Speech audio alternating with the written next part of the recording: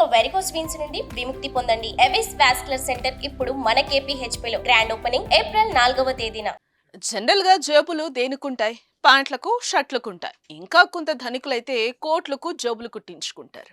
అది కూడా ఒకటో రెండో ఉంటాయి. కాకపోతే ప్యాంటుకైతే హైయెస్ట్ 4 కంటే ఎక్కువ కుట్టించుకోరు. కానీ ఇక్కడ మనం చెప్పుకోబోయే వ్యక్తి ఓ బనియానికి జేబులు కుట్టించాడు. అది కూడా ఒకటి కాదు, 10 కాదు, 20 కాదు, ఏకంగా 54 జేబులు కుట్టించాడు. అదేంటి బనియన్కు జేబులేంటి? అది కూడా 54 ఏంటి అనుకుంటున్నారా?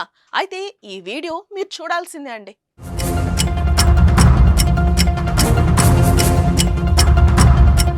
ఒక బక్కపల్చని వ్యక్తి ఆదిలాబాద్ రైల్వే స్టేషన్ దగ్గర అనుమానాస్పదంగా సంచరించడం గుర్తించిన పోలీసులు అతని గురించి ఆరా తీశారు.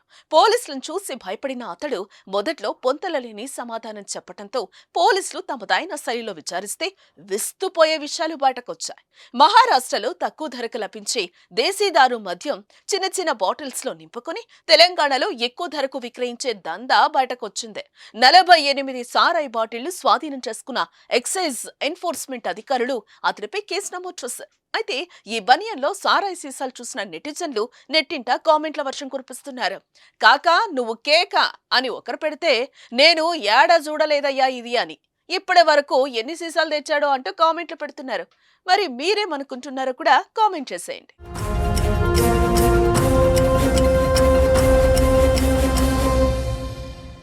సుమన్ టీవీలో మీ పర్సనల్ అండ్ బిజినెస్ ప్రమోషన్స్ కోసం కింది నెంబర్కి కాంటాక్ట్ చేయండి.